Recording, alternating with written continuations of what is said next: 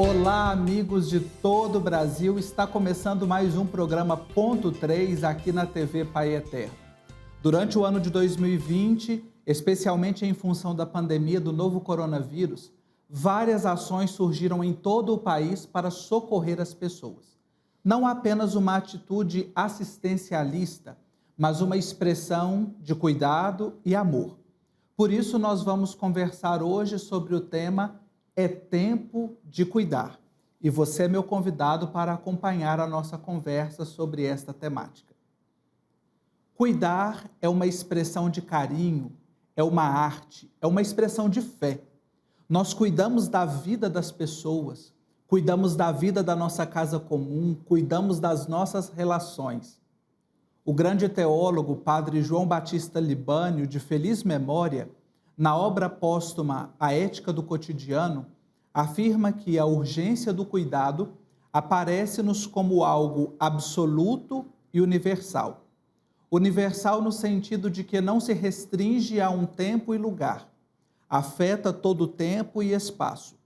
E se porventura, em alguma época, em algum lugar, não se cuidou dos necessitados, levantamos consistente dúvida sobre o seu nível de humanidade. Absoluto significa que não pode ser de outra maneira. Torna-se impensável a vida humana sem cuidado, embora a maneira concreta de exprimi-lo varie no tempo e no espaço. Mas sempre cuidado e não outra coisa. E para nós conversarmos sobre o tempo de cuidar, eu tenho a alegria de receber aqui no Ponto 3 duas pessoas que conhecem bem do tema e as entidades que elas representam são especialistas na arte de cuidar. Conectados conosco, primeiramente, a vice-presidente da Cáritas Brasileira, Cleusa Alves da Silva, a quem eu acolho e desejo boas-vindas aqui no nosso Ponto 3.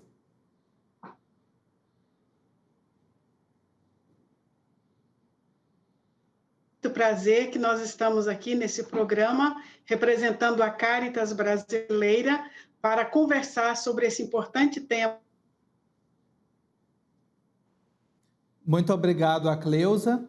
E também conosco o secretário executivo de campanhas da CNBB, a Conferência Nacional dos Bispos do Brasil, o padre Patrick Samuel Batista. Padre Patrick, bem-vindo ao nosso Ponto 3. Eu que agradeço, Marcos Túlio, a você e a toda a equipe da TV Pai Eterno. Minha saudação afetuosa a todos os telespectadores que nos acompanham nesse momento. Muito obrigado. Já nós vamos começar a nossa conversa, mas antes eu tenho um recado. Eu quero agradecer você que faz parte da família Filhos do Pai Eterno e colabora conosco nessa obra de evangelização. Nós chegamos a tantos lugares do Brasil graças à sua fidelidade. E você que nos acompanha e que deseja fazer parte também desta família, ligue para nós no 62-3506-9800, acesse o nosso portal na internet, paieterno.com, ou ainda pode apontar a câmera do seu celular para o código que aparece aqui no cantinho da tela. É a sua forma de fazer com que o amor do Pai Eterno chegue a tantos corações. Muito obrigado e que o Pai Eterno abençoe sempre. Vamos lá então começar a nossa conversa com a Cleusa Alves e com o padre Patrick Samuel Batista.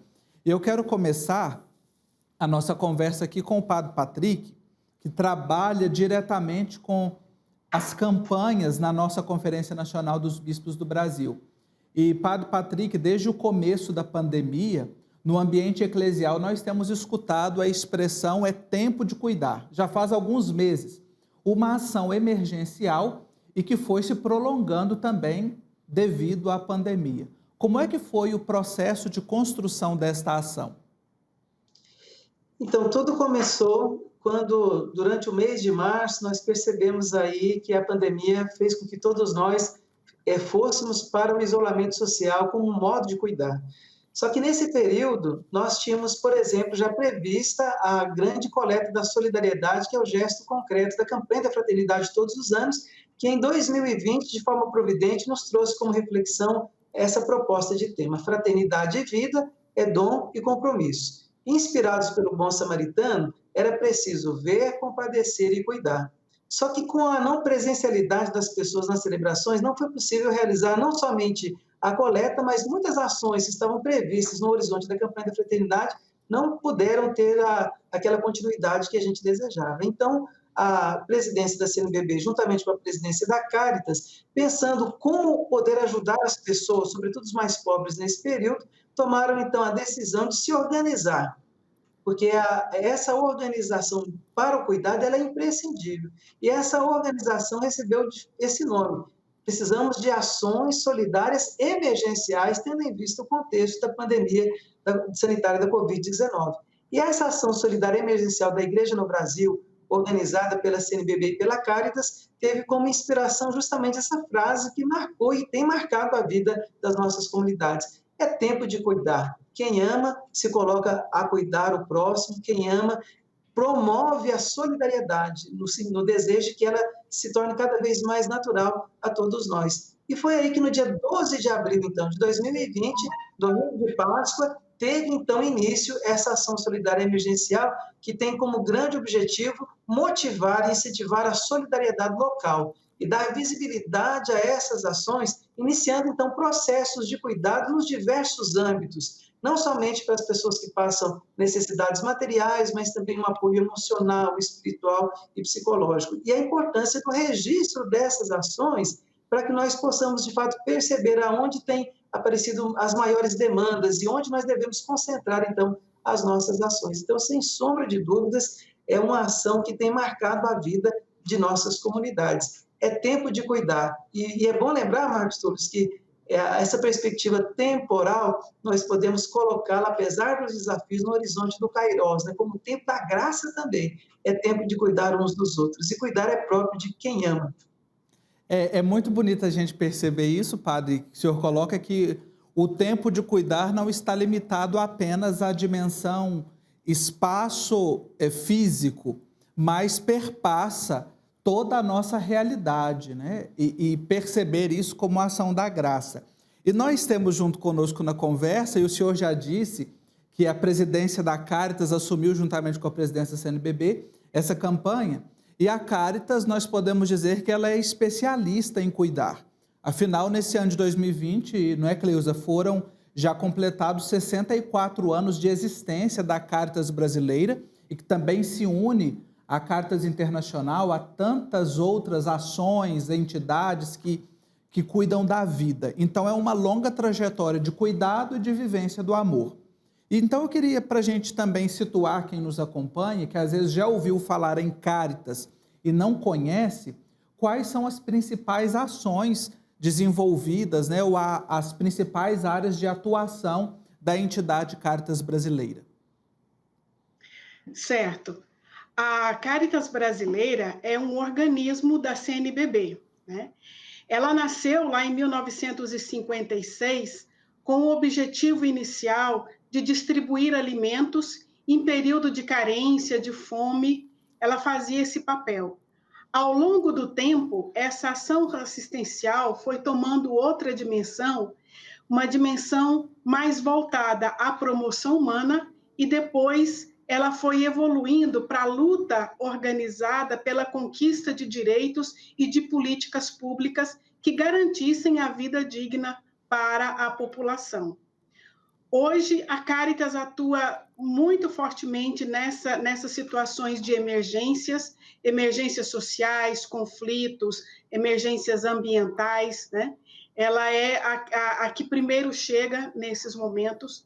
Nós temos um trabalho bastante intenso na convivência com os biomas, e aí cada Cáritas, nas diferentes regiões do país, atuam para conscientizar e trabalhar a convivência daquela população com o seu bioma local, né? Nós temos também, estamos celebrando esse ano, 40 anos de economia popular solidária. Então, é uma linha muito forte de ação que a Cáritas, vamos dizer assim, ela também fez parte desse protagonismo ao pensar uma nova economia, uma economia não capitalista, né? Então, é um dos grandes programas que a gente tem.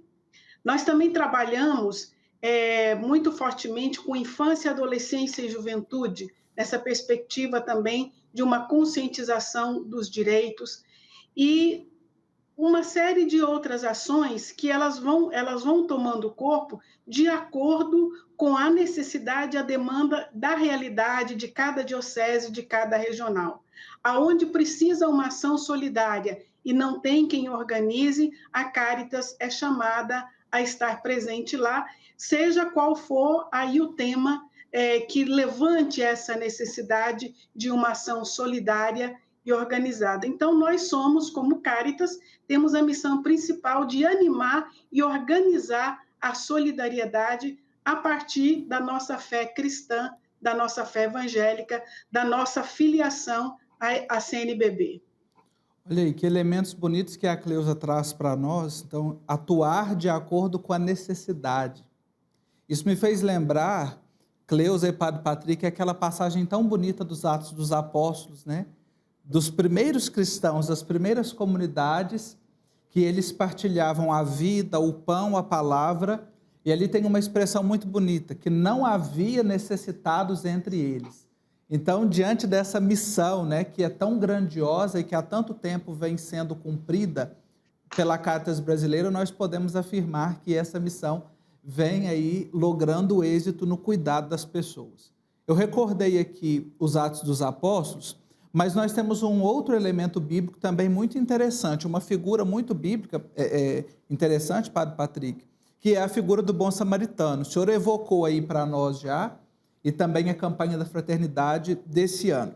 De que forma nós podemos olhar para a figura do bom samaritano e ter nele a inspiração para o cuidado, para a mística do cuidado no nosso dia a dia?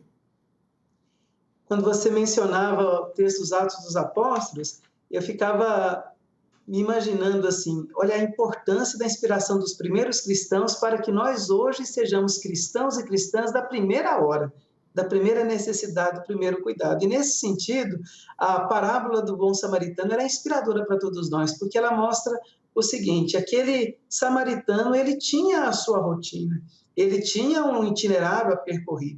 E talvez a grande contribuição que nos apresenta nesse contexto que nós estamos vivendo seja justamente essa, a nossa capacidade de interromper a nossa rotina para poder cuidar daquele que está ali à beira do caminho e cuidar pelo próprio amor em si. Nós não sabemos nenhuma informação daquela pessoa da parábola que estava ali às margens, à beira do caminho. E lembrando que assim identificavam os primeiros cristãos, como os homens e as mulheres do caminho, também à nossa espera. Então, o bom samaritano, ele interrompe a sua rotina, mesmo tendo itinerário, ele se põe a cuidar, abrindo mão da sua própria montaria e colocando as mãos, de fato, em ação, oferecendo ali, por assim dizer, os primeiros socorros, né? O vinho para desinfetar e o azeite para começar o processo de cura. Então, a indignação que o bom samaritano tem com esse mundo, que deixa pessoas quase que mortas à beira do caminho, ele revela essa indignação não correndo atrás do sacerdote, nem do levita para lembrar das suas obrigações, ele não vai atrás dos malfeitores no primeiro momento e nem se esconde, mas ele se põe a cuidar. Então, acho que esse é o grande convite para todos nós. O que eu posso fazer ali na minha pequena comunidade, na minha realidade? Quais as ações? Como que eu posso colocar o amor em ação? Acho que a grande mística do bom samaritano é justamente essa. Ele não se contém diante de uma vida que é ameaçada. E é essa ação da igreja, é isso que a CNBB e a Caritas têm procurado fazer, né? Com aquilo que nós temos, mobilizando para a solidariedade, mobilizando para o cuidado, expressar ali, então, o nosso cuidado. E o samaritano, o bom samaritano, ele não faz tudo sozinho. Ele conta com a ajuda do dono da hospedaria e talvez aqui aquela imagem belíssima do Papa Francisco apresentando a igreja como um hospital de campanha, como essa grande hospedaria, possa ser uma inspiração para todos nós e nos ajudar a pensar na minha pequena realidade, ali na minha pequena comunidade, como que nós podemos ser hoje comunidades de cuidado que resgatam e restauram a vida à luz do Evangelho. E a grande inspiração maior, eu penso que estão nas palavras finais da parábola. Jesus pergunta ao seu interlocutor, olha, na sua opinião, quem que foi o próximo daquele que caiu na mão dos assaltantes? Hoje nós escutamos de Jesus, quem é o teu próximo? Queira Deus que a nossa resposta seja essa, o meu próximo é aquele de quem eu me aproximo para cuidar. E quanto mais nós cuidamos uns dos outros, mais nós nos humanizamos, mais nós crescemos em humanidade, né? Eu penso um pouco nesse sentido, é uma parábola que nos ajuda por demais a avançar nesse caminho do cuidado. Isso é extremamente importante. É bonito a gente compreender, perceber esta mística do cuidado que vai se desenvolvendo no nosso dia a dia. Eu acredito que nós nos sensibilizamos ainda mais nesse tempo. A Caritas já faz isso por natureza, até porque na missão da Caritas tem lá que é testemunhar, anunciar o Evangelho de Jesus Cristo, defender e promover a vida. Então é algo muito bonito.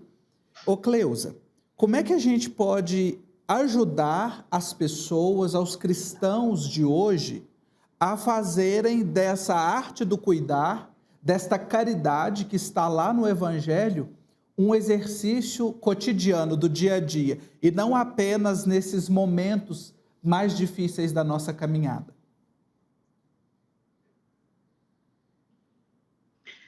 Então, eu acho que a primeira coisa que a gente precisa nessa dimensão do cuidado é também saber se cuidar, né?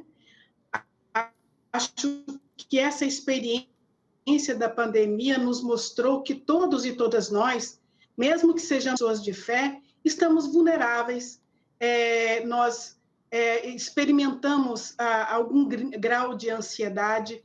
Então, nós somos chamados também a nos cuidar pessoalmente, a cuidar da nossa espiritualidade, a cuidar do nosso bem-estar emocional. A outra coisa que nós aprendemos nesse tempo, né, é que nós precisamos nos juntar, nos dar as mãos, mesmo que estejamos à distância. E, nesse sentido, os meios de comunicação, as redes sociais, elas foram fundamentais para nós. É muito engraçado como que antes a gente dizia que a rede social ela era a nossa inimiga, né? Ela atrapalhava, pessoas ficavam no WhatsApp e não se juntavam. Hoje a gente faz um outro olhar. Quando nós somos forçados e forçadas a nos isolar fisicamente, a rede social ela se torna um instrumento para fazer essa religação dos afetos, ainda que à distância, né? Então, nós somos também provocados e provocadas a descobrir a nossa criatividade, a exercitar a nossa imaginação e a trazer esses instrumentos como nossos aliados, porque, afinal de contas, o que é mais importante é a gente não perder esse senso da solidariedade.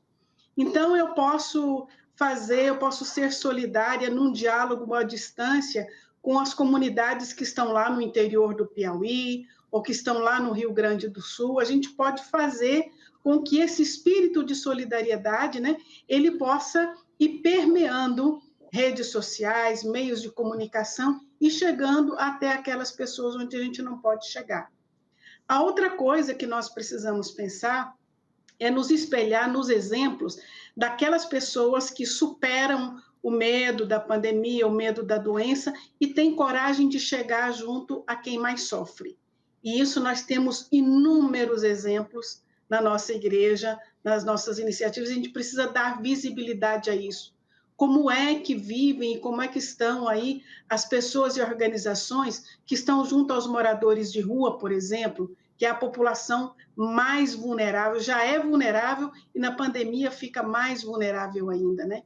Que aprendizados a gente tem na relação com essas pessoas, né?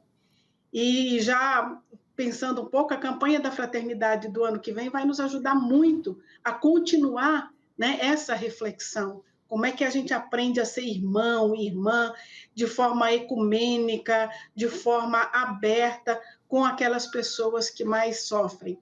Então, assim, exercer a solidariedade a partir da fé cristã não é nada complicado. Basta que a gente se abra a esse espírito de cuidado que o próprio Jesus nos mostra nas suas parábolas, nos seus gestos, no seu cuidado com as pessoas vulneráveis. Olhando para o Evangelho, nós vamos ter um itinerário, não temos uma receita pronta, mas um itinerário muito simples que toda pessoa cristã de boa vontade pode seguir. Olha aí que maravilha a gente perceber esses elementos que a Cleusa nos traz para a gente exercer a solidariedade. Homens e mulheres do nosso tempo, todos nós podemos ajudar, cada um à sua maneira, do seu modo, como pode, mas todos podemos ajudar. E agora eu queria ouvir dos dois, né? Agora uma pergunta compartilhada, quais os principais frutos que nós já estamos colhendo, que já estão sendo colhidos pela igreja nesta ação É Tempo de Cuidar? Então, na questão quantitativa, talvez a grande pergunta que quem nos acompanha possa estar se fazendo é a seguinte, mas de concreto, o que foi realizado, né, nas nossas comunidades? O Brasil tem hoje 278 circunscrições eclesiásticas, ou seja, arquidioceses, dioceses e prelazias. Destas, 140 registraram as suas ações. Então, muito mais foi feito, só que não foi registrado. Então, daquilo que a gente tem como registro, são aproximadamente 799 ações registradas nessas dioceses.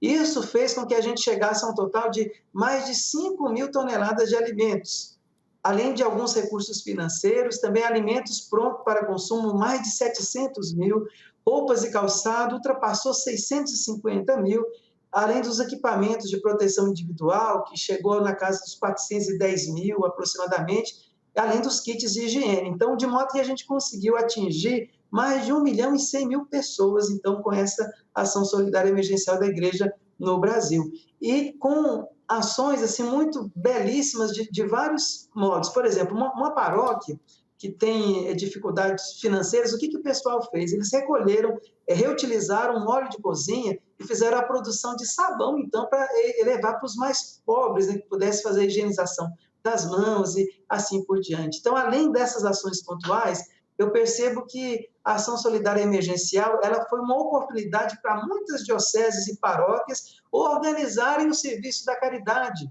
porque quando a gente tem esse serviço da caridade organizado, a gente pode prestar o socorro imediato, mas também pensar ações pontuais ao longo de todo um processo, não somente de assistência nesses momentos difíceis, mas também de promoção da vida e da dignidade das pessoas, pensando em ações pontuais, como, por exemplo, geração de renda também. Alguns lugares, as pequenas comunidades se organizaram para a produção de máscaras também, que além de cuidar do outro, ajudava também na renda, porque o emprego foi perdido, e assim por diante. Então, assim, é um trabalho muito belíssimo, e quando a gente percebe que a igreja, a CNBB e a Caritas ajudam, então, a dar início a bons processos que são acompanhados pelos pastores locais, ali o bispo, o padre, as religiosas, quem se envolve ali com as comunidades. E, por fim, além da organização do serviço da comunidade, onde a paróquia, a comunidade diocese já tinha esse serviço estruturado, foi potencializado ainda mais, como aconteceu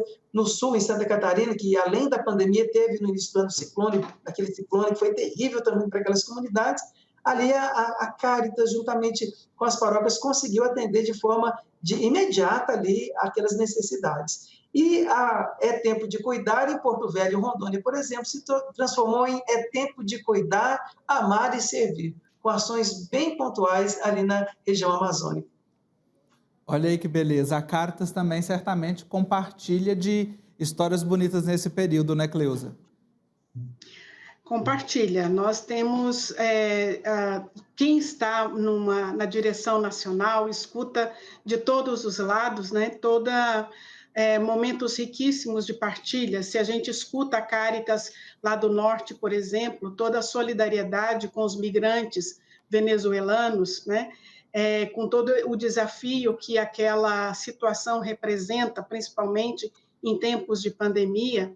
As Caritas que trabalham, como eu já disse, em parceria com o Movimento Nacional da População de Rua, a gente tem muitos relatos de grupos de mulheres também, né? Mulheres camponesas, mulheres lavradoras, e assim, as iniciativas diversas vindas de todos os cantos do país que nos ajudam a perceber como esse sentimento de solidariedade realmente move as pessoas, principalmente as mais simples, as mais pobres, muito generosas, a gente tem percebido isso, né? Então, assim, a gente conta com a simplicidade e com a generosidade das pessoas, que, afinal de contas, aquelas que já sofrem mais no seu cotidiano, elas sabem o que é passar fome, elas sabem o que é estar privadas de direitos, elas sabem o que é não ter água, elas sabem o que é não ter esgoto, elas sabem o que é não ter saúde, então elas se solidarizam, porque elas também, né, elas já passaram por isso e elas não querem que seus irmãos e irmãs passem.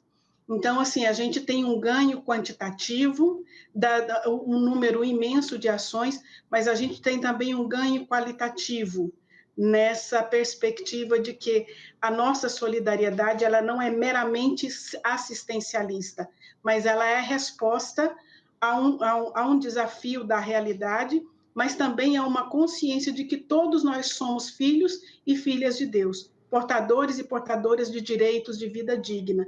Então, é nossa responsabilidade dar as mãos para as diferentes forças, para as diferentes parcerias, e assim, a gente poder construir algo próximo daquilo que a gente sonha, que é a sociedade do bem viver.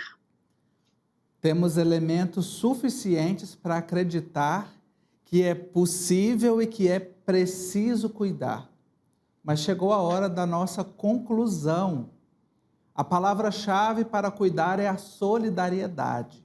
Sim, ser solidários, a exemplo do bom samaritano, que se indignou com quem estava no caminho, e a exemplo dele somos chamados a olhar para as nossas margens e agir de acordo com a necessidade de cada um, para que não haja mais necessitados entre nós. E claro, mesmo a distâncias, mesmo separados, é possível estar juntos e é possível cuidarmos uns dos outros. Essa é a mística de quem tem o seu coração abrasado pelo amor do Pai. Eu quero agradecer muitíssimo a participação do Padre Patrick Samuel Batista, secretário executivo de campanhas da CNBB, a Cleusa Alves da Silva, vice-presidente da Cáritas Brasileira. E para encerrar a nossa conversa, eu quero compartilhar com vocês e compartilhar com quem está em casa o trecho de um texto do escritor português Walter Hugo Mãe, no livro O Filho de Mil Homens. Walter Hugo Mãe nos diz o seguinte: todos nascemos filhos de mil homens, filhos de mil pais e de mil mães. E a solidão é, sobretudo, a incapacidade de ver qualquer pessoa como nos pertencendo, para que nos pertença de verdade e nos gere um cuidado mútuo.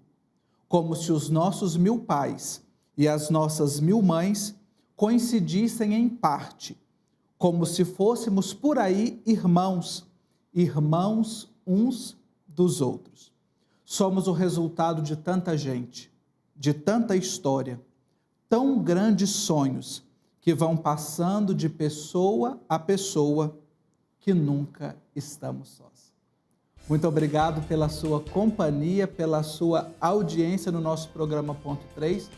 Um abraço forte e até o nosso próximo encontro.